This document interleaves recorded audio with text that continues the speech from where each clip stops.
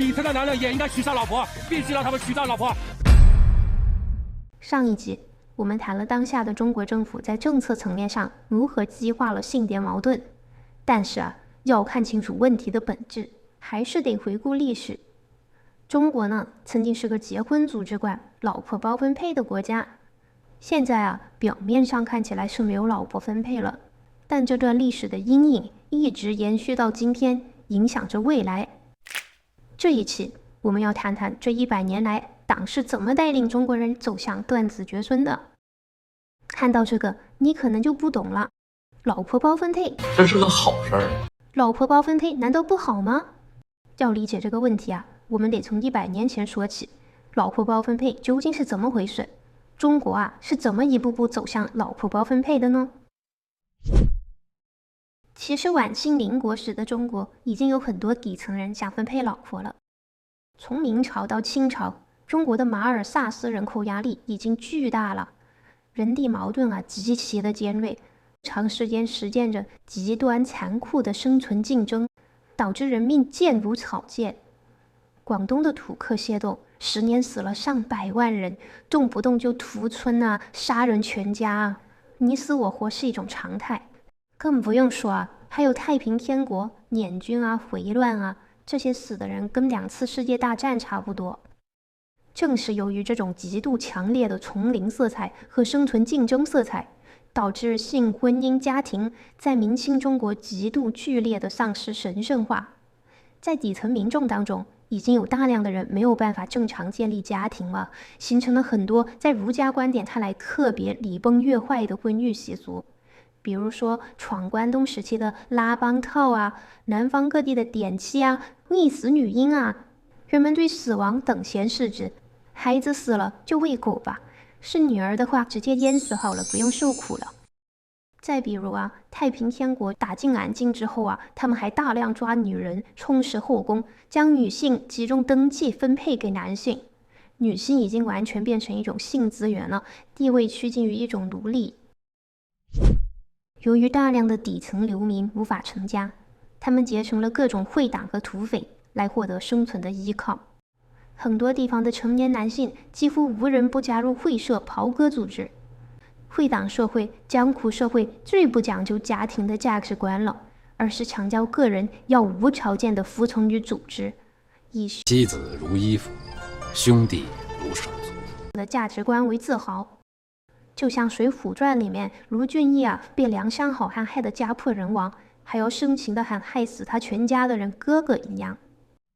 总之在晚清的中国底层社会实践当中，家庭已经濒临解体了。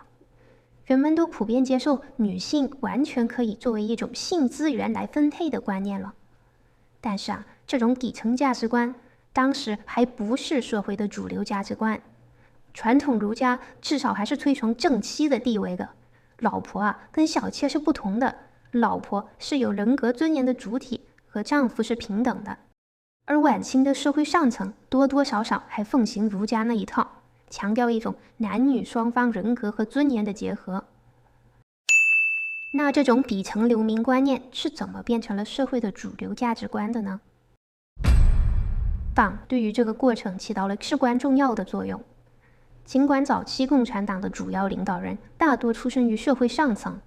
但是他们的基本盘是贫下中农，所以他们非常强调底层视角。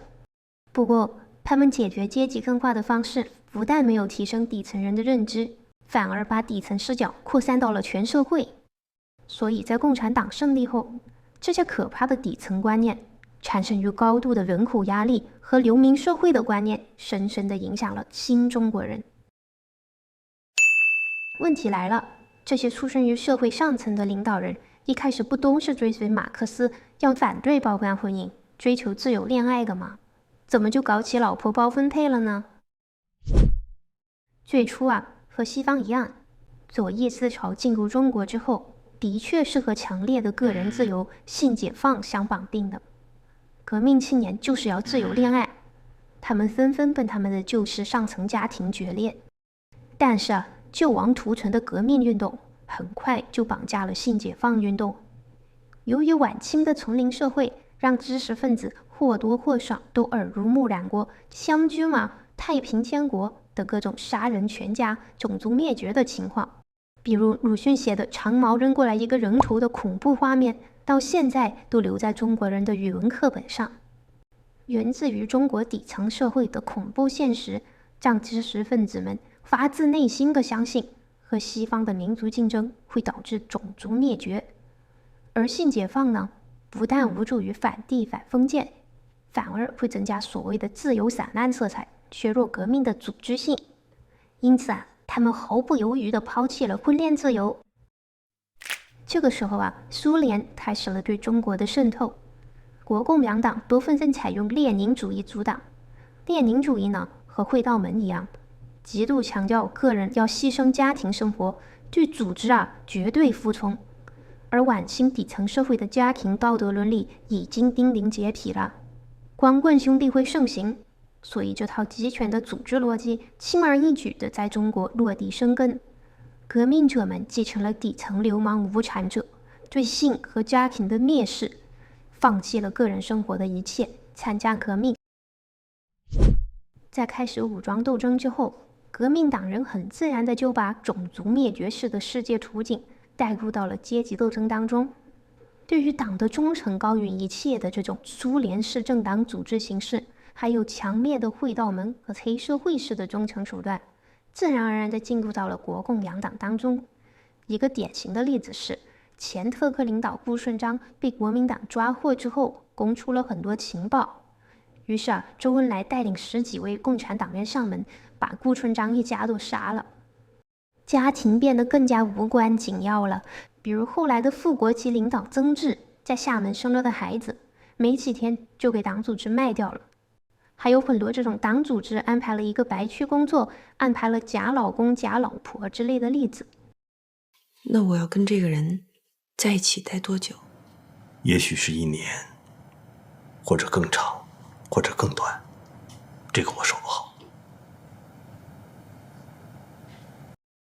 同时啊，为了避免亡国灭种，革命者们在苏区开展了灭种式的大屠杀。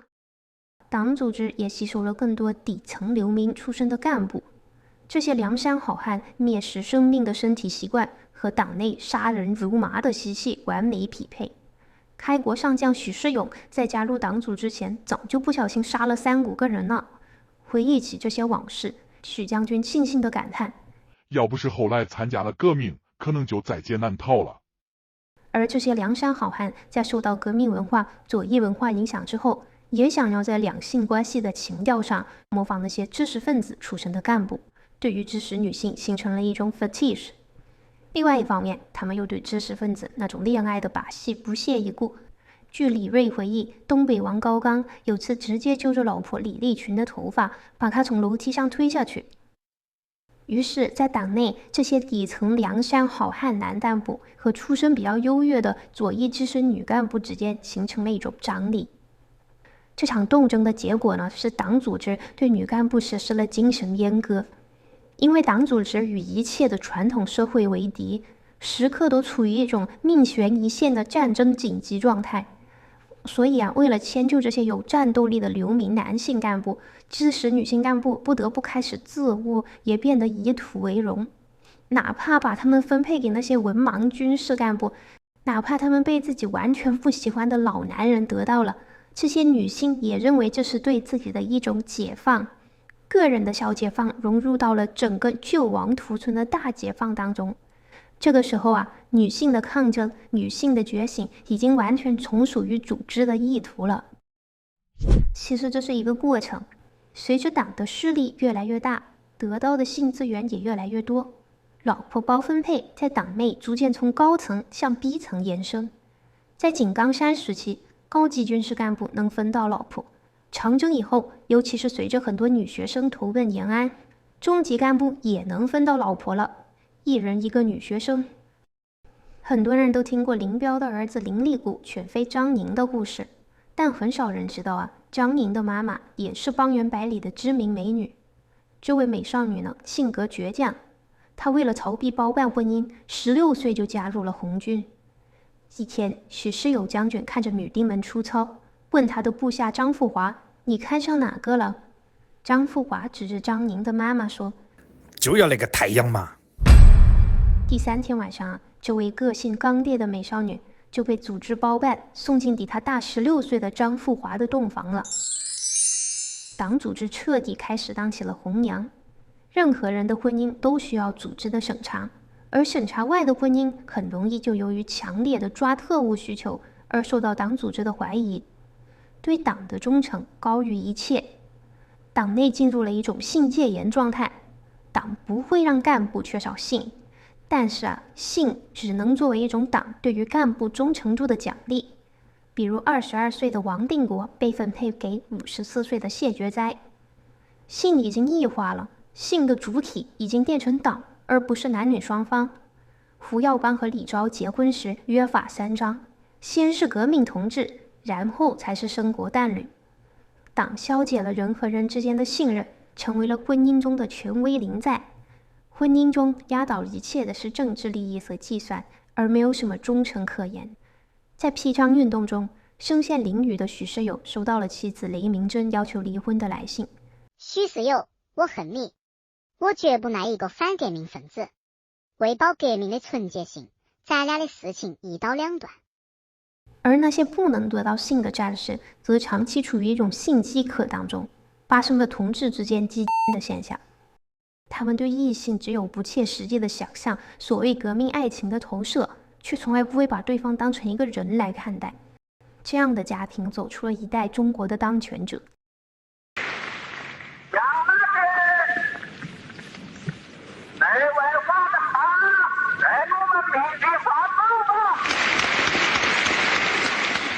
建国以后中低级干部和士兵也能分到老婆了。有2个特别典型的事件，一个是妓女大改造，在全国各地打击妓女，不允许妓女营业，然后把她们分配给解放军战士当老婆。另一个就是往解放军边防所在的边疆地区输送女性，最出名的就是8000湘女上天山嘛。在这个时候党内军内一切婚姻都需要组织同意了。组织以这种大规模集体婚礼的形式，帮助很多党妹的士兵成家。政府为你们花了这么多的钱，为什么呢？还不是为了你们好，把你们集中在这里，并不是扣留你们。一方面是怕外面的流氓欺负你们，一方面是帮助你们学习。女性已经彻底被组织化、被纪律化、被资源化了。经过一系列的土改、正反，党成功实现了对全国的控制，发生了各种类似于大炼钢、大吃饱之类的好事。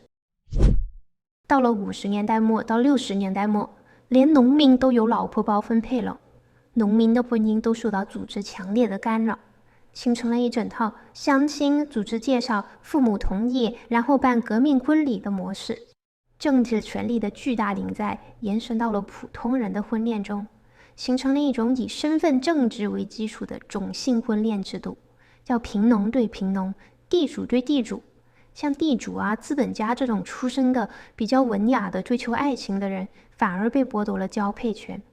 最惨的是黑五类，他们基本上被剥夺了建立正常婚姻家庭的权利，成为了事实上的贱民。和黑五类结婚的人，还有黑五类的子女，也会沾染黑五类的贱民属性。大部分黑五类男性以孤独一生为结局，或者非常晚婚。大量黑五类女性被迫嫁给了比他们差很多，甚至有生理缺陷的贫下中农男性。活下去，像牲口一样的活下去。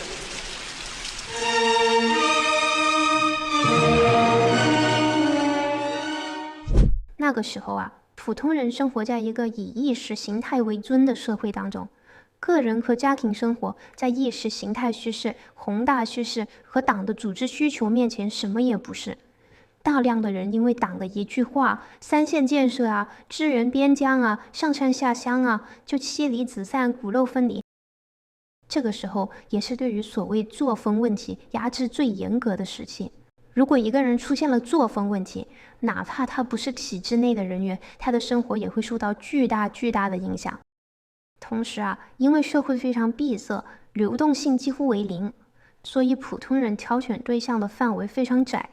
大家都被圈禁在自己的单位、工厂、社区，农村的话就是生产大队里面，在周围很小的范围内草草找到个对象就结婚了。党把每一个单身人士调动起来，让他们实现人口再生产，很少有那种一直单身的人，党也不允许那种人存在。比如说现在的一些同性恋可能就一直不结婚了，但是那个时候党就会给他们做工作，让他们讲觉悟，跟异性结婚。由于当时的人很难脱离党麾下各种组织而生存，所以大量的人会选择屈服于组织的力量，压制自己的想法。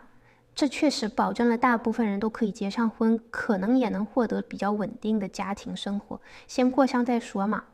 可是因为社会上普遍的意识形态压过了真实个性的表达，而且不能出现任何的作风问题，比如婚前性行为，所以大部分人对自己的结婚对象婚前是完全不了解的。最简单的一个，他有没有生育能力都完全没有办法预知。但是由于婚姻当中有党的权威临在，是组织介绍你们结婚的，所以婚姻有一种浓厚的共产主义清教徒色彩，结了婚之后肯定不能随便离婚，这就导致了一种全民凑合过，大量的人婚姻不幸福。像什么父母爱情、什么金婚，这种反映当时中国人恋爱的电视剧，虽然已经是高度美化的了，但是里面的爱情都是在那种所谓的磕磕绊绊的生活当中培养的，孩子都生了好几个了才有的所谓爱情。而现实中99%的人都培养不出来爱情，不但培养不出来，而且越过矛盾越激烈，还必须忍着，这才是一代中国人的真实情况。这个时候党内的中高层老男人却享受着无与伦比的性自由。在解放初期，他们就形成了一种进城换老婆风，把农村的老婆通通敌之、抛弃之，然后和年轻漂亮的女护士、知识女性、地主小姐、资本家小姐结婚。后来在普通人牵个手就会被劳教的时候，他们去享受着中南海灯红酒绿的舞会和女孩们青春靓丽的肉体。虽然这显然是一种巨大的不公平，但性专营反而迎合了中国社会中存在的隐秘欲望。由于近代中国长期处于内卷的马尔萨斯陷阱当中，中国人习惯了零和博弈的残酷竞争，有一个人多吃一口饭，就一定有一个人少吃一口饭，所以形成了要把对方都杀光，宁愿自己过不好，也要把你拉下马的思维。这种心态原本更多的被压制在底层的流民社会、江湖社会，但党通过各种倒天罡的政治运动，把这种自毁的欲望翻腾到了全社会。虽然背地里党内高层管的还是很夸，而普通人像牲口一样被管起来，享受不到爱情和正常家庭，但是他们看到黑五类也被拉下马一起痛苦，就得到了富害欲望的满足。性饥渴会使人的意识形态也变得狂热，所以党用清教徒式的禁欲主义统治群众，可以让你传宗接代，但绝对不能满足你心理和快感的需求。这样高层既可以自己享受性自由，又可以让广大群众保持狂热，里面一套外面一套，得到了一切。那么当这套无所不包的组织光环在60年代后的动荡中开始褪色，当人们重新试图反抗，建立人和人之间的连结时，会发生什么？下一期我们会谈谈后续的故事。